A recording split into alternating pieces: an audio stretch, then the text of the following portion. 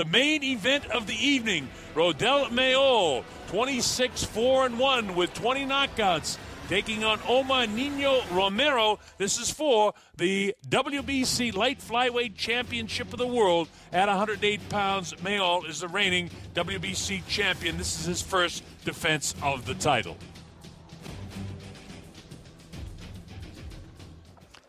All right, so now we return to the Coliseo Olimpico. And there's a man known as the Giant Killer, Omar Nino Romero.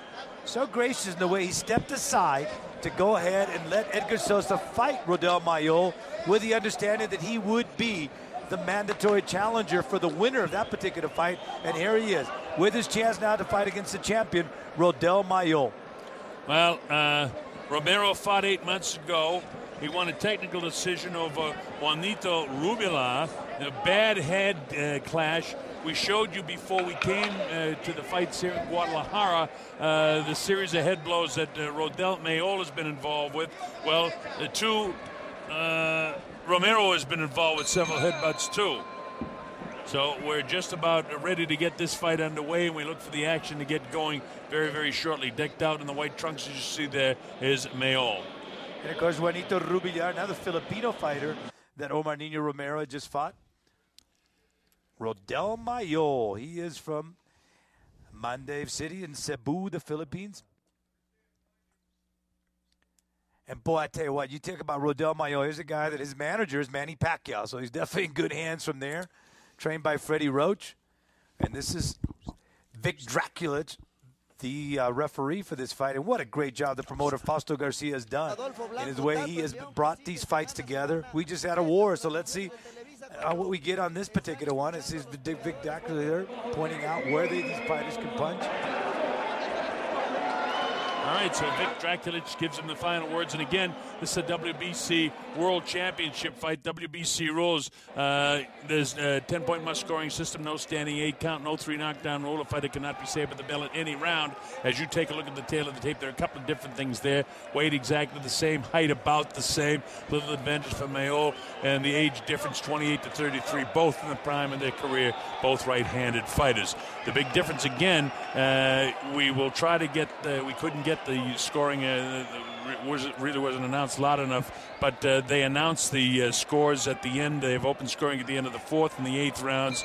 And don't forget 1 point, as we saw in the last fight, taken away from a fighter who was not cut in the case of an accidental butt. So Mayol, decked out in the white trunks, coming up a stoppage of Edgar Sosa for the world title in Mexico back in November. He had 2 fights last year with Ivan Calderon. We call those fights, Benny, head clashes, head butts in both of them. Let's hope that we don't have any head clashes tonight. And, of course, with Omar Nino Romero, known as the Giant Killer, and the thing that started with it was his first-round KO, Jorge Arce Travieso, knocking him out in the first round. And, boy, he got that nickname after that. Nino Romero, he's a number 1 contender, and you're here in Guadalajara, they yelling out, Nino, Nino. That's Romero with the colors of the Mexican flag, red, white, and green. He won the WBC championship over Brian Valoria in 2006 by unanimous decision, lost that title to Juanito Rubila in June of 2008, and then beat Rubila last time out. He's a seasoned professional, tough boxer, been 12 rounds 3 times in his career. Yeah, that was a split decision loss to Rubila. And then in his second fight with Valoria, he failed that post-fight drug test, which again was an antihistamine that he didn't know was illegal. He had a cold and trying to clean his nostrils and keep his head clean, but that's one of the banned substances for boxing. You can't have antihistamine in your system. And, you know, Arce, after losing in the first round, too, Romero went on to win 26 fights in a row before losing to Christian Mijares. This is a heck. We'll talk about a competitive division, Colonel. This is one great division with names like Ivan Calderon, Giovanni Segura, Edgar Sosa, Ulises Solis, Juan Carlos Revel. Nobody doing much controlling here in round number 1. Again, Mayol in the white trunks.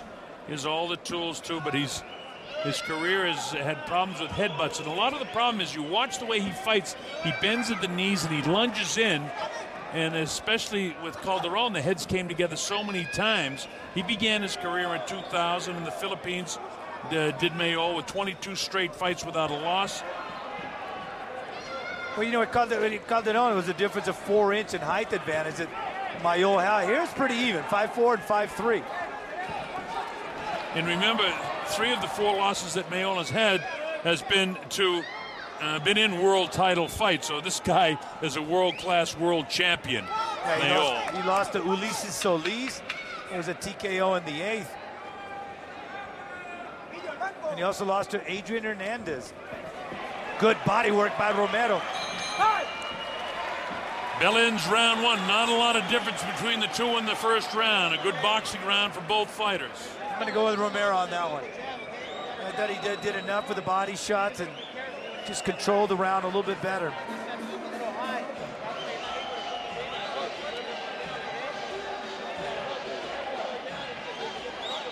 And you know, that's one of the things here. Again, as our broadcasting partners on Televisa in Guadalajara, glad to see a gentleman down the way from us. As you look at the replay, Benny. There's the left hand right there, Romero. Not much of a left hand, but enough. And there's the body shot. Well, no, I guess that was a head. It started out towards the body.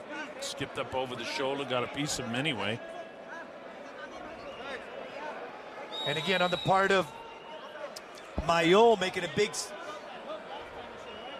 thing about the fact that he said, you know, I don't want to be robbed of the decision here in Mexico. So therefore, all 3 judges are from the United States. Stephen Blay, Nathan Palmer, Gary Ritter. So he's got 3 American judges. And if round 1 is as close as I thought it was, you're leaving it in the hands of the judges immediately, unless you pick up the pace and win rounds definitively. You know, whenever they have a situation where, you know, there's a big disparity, you know, the fighters have to do something, and here's Mayol turning it up. Yeah, it's that left. The left uppercut landed, and Romero really shook his legs. Yeah, as I was saying, Benny, the fighters are responsible for winning the round, clearly, and it looks like Mayol wants to do that. He heard him hook. It was that left uppercut. Caught him. Left uppercut is getting in. Left uppercut, left hook that time. I think he's hurt Romero. Can he drop him, though? One more left uppercut, he's going down. Straight right hand. There, right there. He's timing that out perfectly. Again, the right hand, and all of a sudden, a straight left by Romero backs him off, and the crowd comes to life in Guadalajara. With all of that assault, Mayol couldn't drop him. What a chin by Romero. But I'll say this for Mayol, Benny. He wants to win the round definitively. He just landed another left. Look at these shots. Caught him with the right hand inside. Mayol trying to drop him. Romero doing exactly what he should do. Grab him, walk him back on his heels. He's an experienced guy. He knows what to do when he's in trouble. Vic Dracula says you're holding. No kidding. If you saw shots at you, Vic, you'd Romero has taken some punishment here in the second round of the scheduled 12-round fight. The 108-pound championship of the WBC. It's the light flyweight championship of the world. And the crowd is on edge with every little thing Mayol does. They want to object to everything because, again, he was very public about that, saying, you know, I fight here in Mexico, I could be robbed. And the WBC answered that by giving him those American judges. He's got kind of a cocky look in his face now, does Mayol. Things have gone his way here in the second round, but with all of his offensive assault, he hasn't been able to drop the guy with 40 seconds to go in the second round. This is scheduled for the championship distance of 12 rounds. And, you know, Romero's style, he wants to counter. He wants to counter. And that's one of the things I think in a decision, that's going to end up hurting him because Mayol's going to take the fight to him.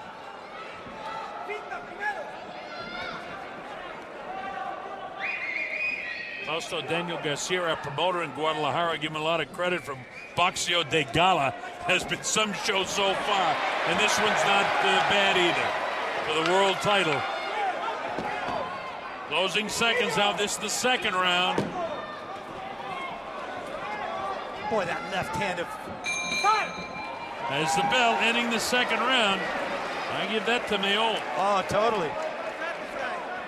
See if we get some of the replays here, because you're going to see Romero going straight back. They haven't taken the mouthpiece. They haven't taken his mouthpiece out.